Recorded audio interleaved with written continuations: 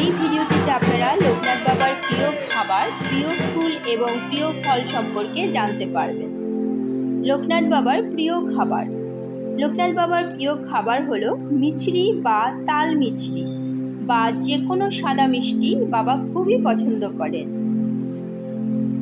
প্রিয় ফুল।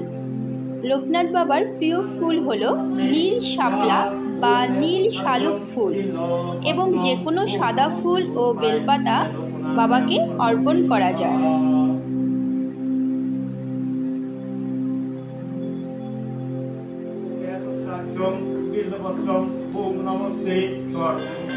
লোকনাথ বাবার প্রিয় ফল।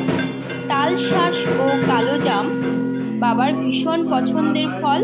এছাড়া আম, লিচু ইত্যাদি ফলও বাবা পছন্দ করতেন। জয় বাবা লোকনাথ।